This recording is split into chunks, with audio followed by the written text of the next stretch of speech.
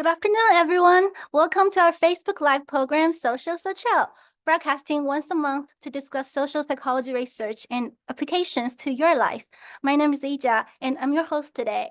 Today is special as it's the first time we broadcast in English, so hopefully reach audiences who use English both in Thailand and anywhere in the world. For today, we have Dr. Adi Shaket, a lecturer in social psychology at the Psychology Faculty of Chula, as our guest speaker. Ajahn Adi is doing research in the area of emotions and relationship. So the topic today is about the specific emotion of loneliness and how that fits in the age of digital connection. Please welcome Ajahn Adi. Hello, everyone. Hello, Ajahn Adi. Well, so the first question I have for you today is what makes loneliness interesting? So it seems kind of fitting, right, that we're talking about loneliness and communication in the digital age using social media. So the importance of loneliness stems in part from its role in human nature. So we as human beings are social animals. So throughout human history, we've depended on each other for many things, from getting food to companionship to personal safety. Because of this interdependence, because we've depended on one another so much, we have evolved a basic need to belong. This refers to our need to fit in, to be accepted, and to be a part of groups. And we feel alone or isolated when we fail to meet this need. And these lonely feelings nudge us or give us this push towards seeking out and connecting with other people. But more frequent and long-term experiences of loneliness have serious consequences for both our physical health as well as our mental health. So loneliness is actually more dangerous than obesity, which refers to being really overweight. It can be as dangerous as smoking up to 15 cigarettes in a day. Loneliness predicts heart disease, depression, and anxiety. And among college students, loneliness predicts higher rates of suicide. So what this means is that loneliness is a public health concern. And that's because loneliness is common and on the rise in many countries. And on top of that, it's also very dangerous when it's an enduring sort of thing. In one survey of 1,000 people from Thailand by Kantar Thailand, about half of the respondents, and that includes people who were single, people who were married, and people with children, reported being lonely. This was around 2019, so it may have been affected by COVID a little bit. But what makes this data about the prevalence or how common loneliness is particularly interesting is that we're actually more connected than ever before. With access to smartphones and social media, other people are basically always at our fingertips. If we can make calls, send messages, post our thoughts on social media, or see what others are up to whenever we want and wherever we want, why are we so lonely? Yeah, that's such a good question. Like today, where people are more connected like than ever, it seems like, but why are we still so lonely despite with all these connections among others through the digital world? So this is a question that I ask myself as a social psychologist. Can we meet our basic social needs to belong, to fit in, to be accepted through the technologies available to us? Or if you want to think about it another way, can a digital interaction be as fulfilling and meet some of the same social needs that we have in the same way that an interaction in person might? And one way we can begin to ask this question is by thinking about differences between the social interactions on the one hand that we have in person and our interaction through other modes of communication. So things like phone calls, emails, text messages, and posting or reacting to other people's posts on social media. So we can think about how modes of communication like phone calls, emails, and so on differ in terms of the social cues, meaning the social information that we lose compared to a conversation in person. So for example, when we talk on the phone, we cannot see a person's facial expressions. Let's say whether they're smiling or frowning. We can't see their posture. And when we move from a call to, let's say, a line message, we can't hear the tone of their voice. But even a video call, so something like the conversation we are having through Zoom right now, differs in important ways from a conversation in person. So we've already lost the shared context because we are not in the same location. So imagine Ija and I were sitting together in a restaurant instead. So our conversation would naturally pause if a waitress walked by to ask us something, or just if one of us seemed really distracted by the food we were eating. But on a video call, we have no idea what is happening around our conversation partner, or if that person is doing things in the background. When you're talking to someone with Zoom, for example, the person might be watching videos, playing games, surfing the web, doing all kinds of things during a conversation. The other issue we run into is lag, which is this short delay before we see or hear the other person. While lag seems pretty short these days, we are actually surprisingly sensitive to the time difference between when one person stops talking and then the next person starts talking. The typical pause between when two different people are talking in a face-to-face conversation is only about 250 milliseconds. That's just a quarter of a second. When pauses between us and our conversation partner are shorter, we feel like we're really connecting or clicking with the other person. The rapid or fast flow of the conversation tells us that we're really getting each other, right? We're able to just kind of jump into the conversation and know exactly what's going on. But when that information is obscured by the lag in Zoom, we can't use it anymore. But what about more obvious examples of missing information, like when we can't, for example, see or hear the other person? Without us even knowing that it's happening, what happens is that our brains begin to fill in the blanks. Our brains make it their best guesses about some of the missing information. We make guesses about people's intentions, about what they're feeling, and so on. And it turns out that we're actually not very good at this. So, for example, there are studies showing that our friends and families are less accurate at reading our feelings and our tone from our emails than we think they are. A lot of times, they also can't tell whether we're joking or being serious when we're sending an email. So they're basically guessing. To make this a little bit more clear, imagine your friend sends you a line message inviting you to see a movie, but you tell your friend that you can't make it because you have a lot of things you need to do. Your friend replies, "Oh, okay, maybe another time." This line message is actually ambiguous. If you were talking in person, how your friend says this makes a huge difference. If your friend says, "Oh, okay, maybe another time," it would suggest that your friend is fine with your answer, right? Nothing's wrong. But what if your friend instead says, "Oh, okay, maybe another time"? Now your friend instead seems a little bit insecure and upset, which will probably lead you to asking if he's okay and to more conversation. So one way I've examined the effects of missing information on social connection is through my own research about shared emotions. In my research, we found that participants typically feel more connected to another person when they feel the same way about an experience compared to when they feel differently about the same experience. We might have a shared emotional experience when we're watching a movie together, when we're going out to a concert, or just when we're telling people stories about our experiences. So what I wanted to see here is what would happen if we share this kind of information through a phone call or a text message instead of in person. So let's see what happens. I'm going to attempt to share my screen now. Okay. So let's see if I can find the PowerPoints.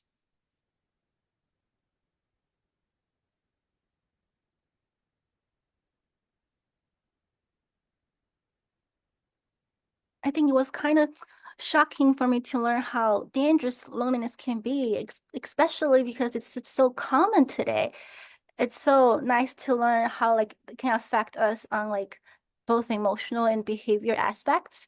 And that's why we have Ajahn to teach us more about how this plays into like our daily lives. And yes. Thank you. So right now it's actually not picking up the data slides. I'll try this one more time and we'll see what's happening. Are you sharing your screen right now? Because I don't see it. I am attempting to, but I've got privacy protections, which are apparently not cooperating. So, oh, here we go. Found it now. Can you see Oh, it now now? I can see it. Yes, yes, Oh, perfectly. fine. Sorry about that. That took some moments.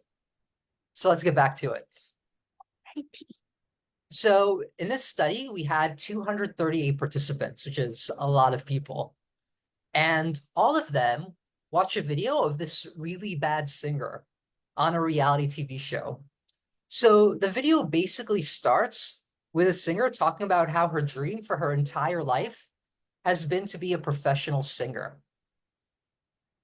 So she's really, really excited about this opportunity to completely change her life. And then the camera kind of pans and they show her mother, who says that the singer sings so beautifully that it brings her to tears. So then this is finally the singer's time to start singing, and it turns out that she's absolutely horrifically bad. So the audience is covering their ears and they're kind of cringing, and it's all really, really awkward.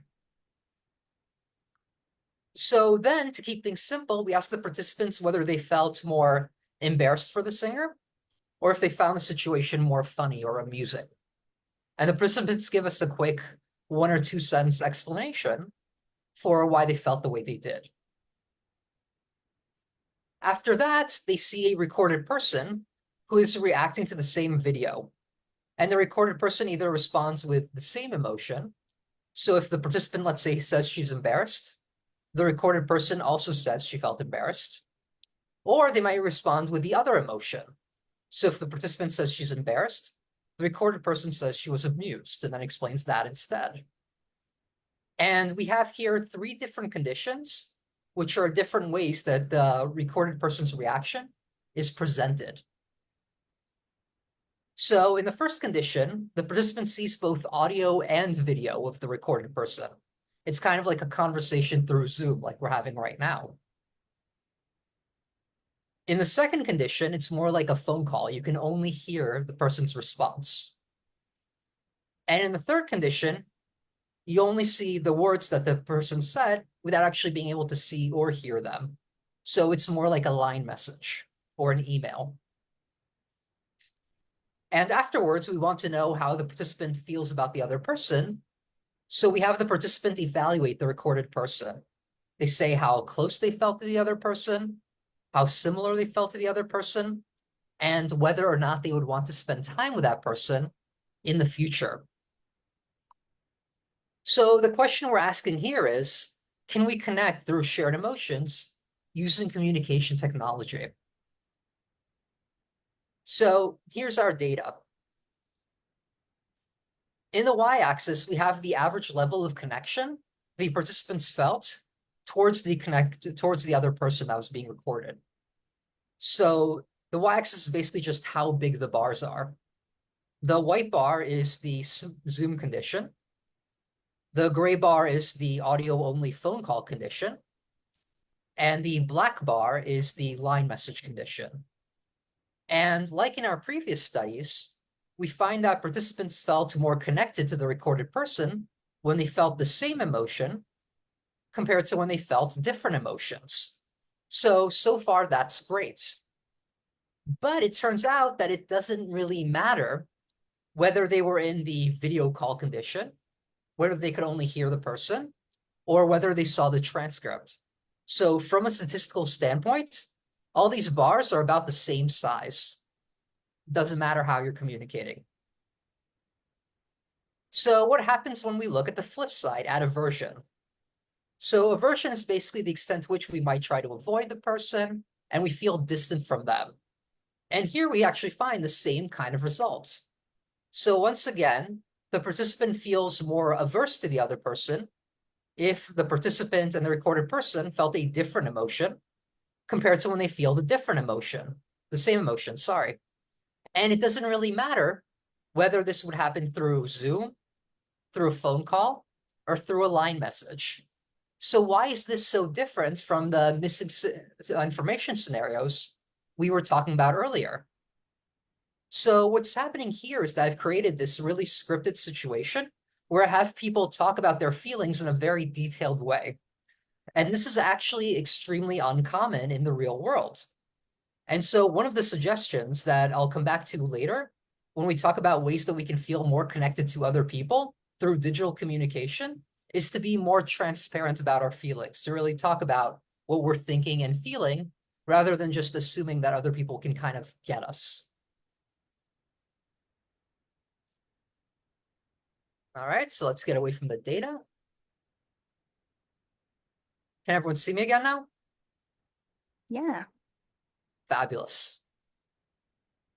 Okay, so while we're not good at dealing with incomplete information during digital interactions, like guessing how someone is feeling, if we can't hear that person's voice, we're actually even worse when there's no information whatsoever. So throughout most of human history, so we're talking about before computers, before the internet, before we had phones, people communicated in person and face to face because they really didn't have a choice. So imagine you're talking to your friend over lunch. You tell your friend about a situation involving your family that's been bothering you for a while now, and your friend does not respond for the next 3 hours. This would be really, really weird. And for most of human history, this would never happen. But these days, it's completely normal with many kinds of digital communication where we do not communicate in real time. It would happen with emails that we send, when we're sending a line message, or when we're posting our thoughts or memes on social media. So we are remarkably resilient. What this means is that when it comes to our feelings, we can recover from just about anything. And this includes everyday frustrations, like if you're stuck in traffic, to crippling injuries when people can't walk anymore, or the death of a loved one. But one thing that we don't handle well is just not knowing. When we're uncertain, it leaves us with too much mental space in our heads to doubt, to worry, to question ourselves.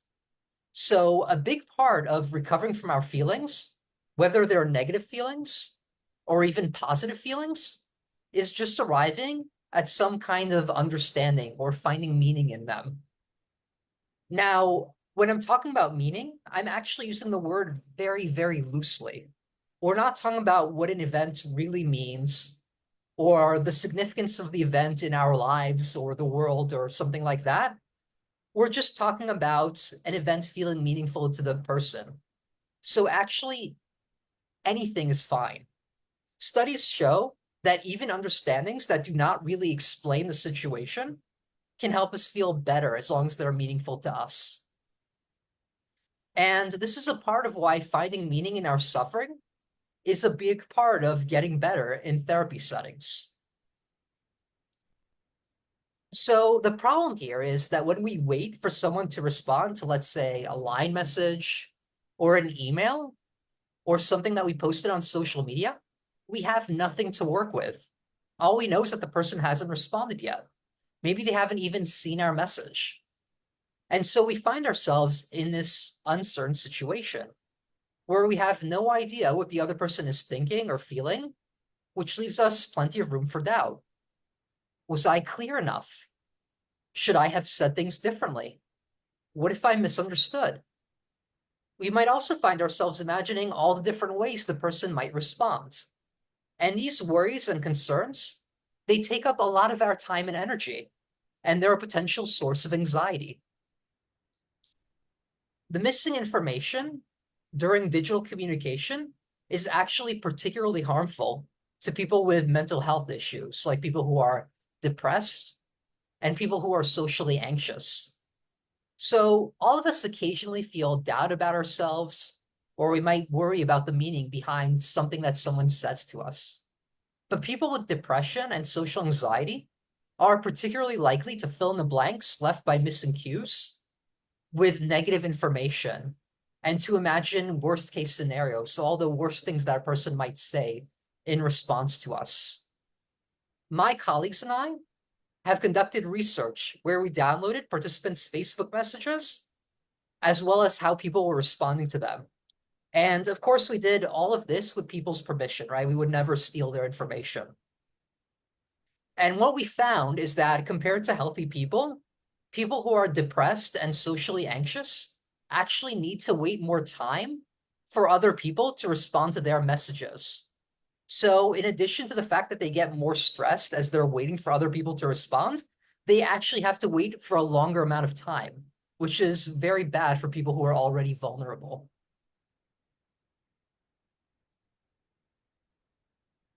Yeah, that sounds pretty bad for people that are socially anxious and depressed. But then, Dr. Adi, do you have any suggestions for ways to communicate through technology that are better for our well-being? So if we want to be less lonely and to just live these more socially fulfilling lives, one of the best things we can do is just to spend more times with our friends and our family and our loved ones in person. When we have a conversation in person, we have more information to help us figure out how another person is responding to us and what they're feeling. And this helps us feel more connected to other people, and it reduces sources of misunderstanding. If the person is not too far away and we feel lonely, or we just want to have an intimate or important conversation, we can use communication technologies like a line message to schedule a conversation in person rather than having the conversation right now through the technology we're using.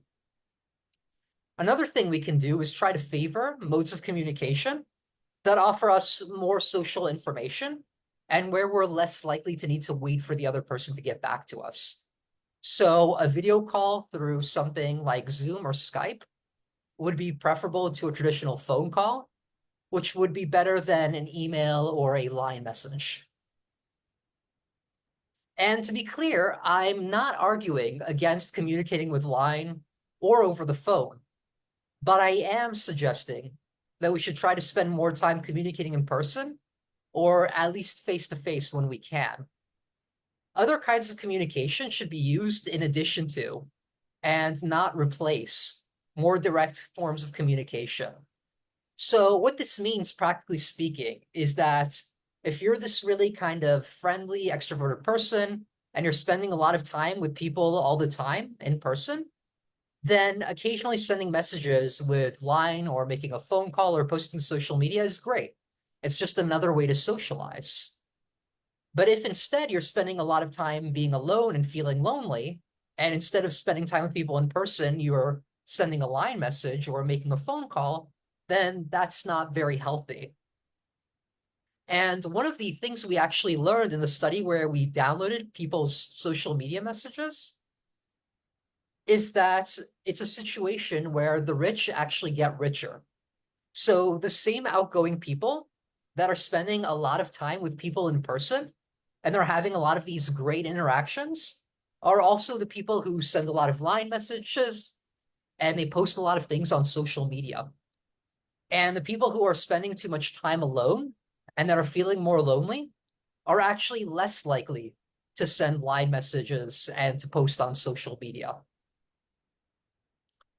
So we can make the most of the conversations that we do have through line, email, and so on by being more transparent and open when it comes to our thoughts, our feelings, or anything else that might be important to us.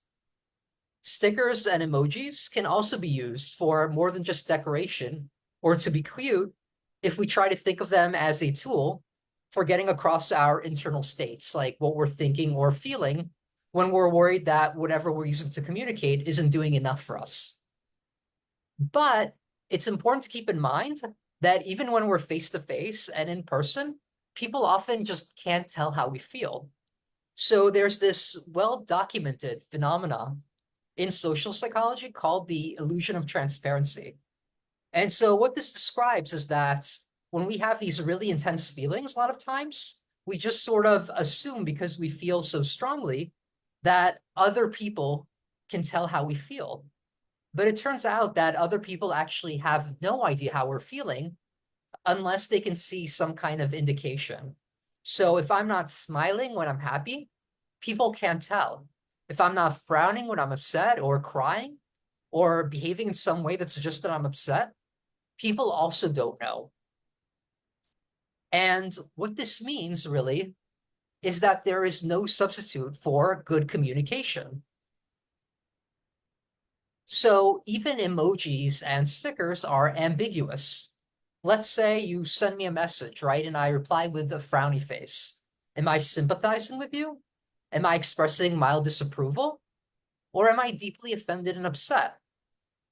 So if we follow all these steps, right, we try to be honest and open, and we use these emojis and stickers and anything else that we have at our disposal to try to communicate clearly, and we're still worried that people might not understand us, we can always just ask. So again, right, there's no substitute for just being open and transparent when you communicate with others. And there's actually another really good argument for communicating in an open and transparent way. And that is that in real world settings, we naturally mirror and reciprocate other people's actions. So what that means is that when we are open and honest with other people, they are a lot more likely to behave the same way with us.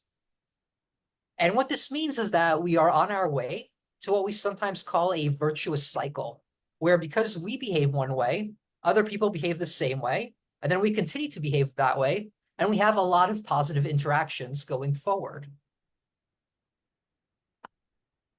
So you can also ask, what if we're waiting for someone else to respond, right? So let's say we send out this line message and our friend just hasn't said anything yet. Ideally, what we want to do is try to remain non-judgmental. So instead of making assumptions or imagining the many things the person might say, we can try to just not think about that. And this can be really hard to do.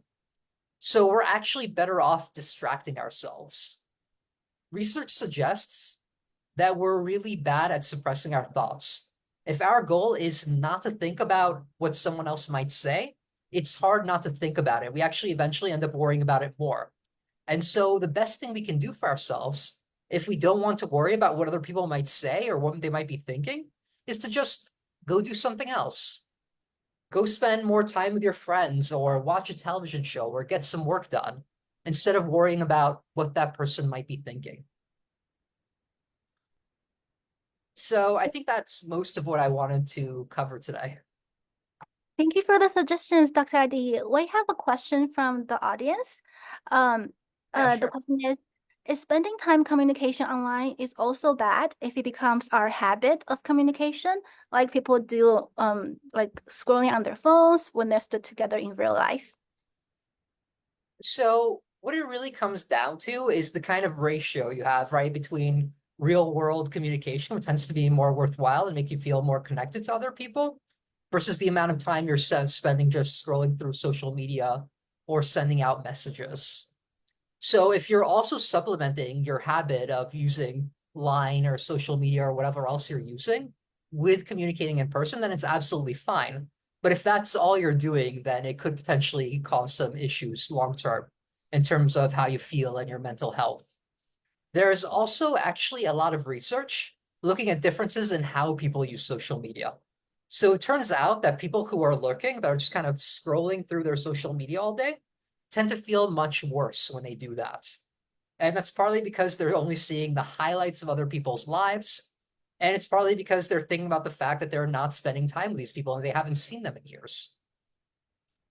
But on the other hand, the people who are putting out messages online and that are getting responses from their friends, or that are using, let's say, Facebook Messenger instead, so that are using it more actively, they tend to actually feel happier after they're using social media. So it's really about how we're using it rather than about whether we're using it. Thank you for answering, Adi. Do you have any suggestions for connecting with others as we're ending the podcast today? So if you're talking about, let's say, meeting new people as opposed to reinforcing connections with the people we know, one of the big things that we can do is to seek out locations where people who love the same things we do and that are passionate about the same things are likely to spend time. So if you like reading, go out to a book fair and see if you have some opportunities to get to know some people and talk to them about your favorite books. If you like movies, see if there are some clubs where people are watching movies together. If you like board games, there are locations, for example, in the mall where people sit down and do that. Join them. If you're into exercise, you can spend time at a gym where other people are going. So we have a lot of opportunities to create new connections. Another thing we can do, right, is just refresh connections with people we haven't talked to in a long time. A lot of times when we haven't talked to someone for a really long time, it can feel really, really awkward, right? We're worried about how it might be weird that we suddenly call them when we haven't talked to them, let's say, in 4 or 5 years. And as we get older, right, those times increase even more. So it might be 10 or 15 years instead. But what we really need to do when we think about doing that is imagine what we would feel like in their shoes if that friend suddenly called us out of nowhere. We would probably be really happy to hear from them. And they'll feel the same way hearing from us. And so the trick is just to kind of get over that awkwardness and just reach out to them. Wonderful advices. I'm gonna make some phone call right after this then. Thank you so much, Ajadi, for helping us to understand our feelings better. And that's all for today. Thank you everyone for watching us. Please subscribe and join our next episode at the end of the next month. We in social psychology are very happy to publicize useful knowledge in the field that can be used in your everyday life. See you next time. Sawadee ka.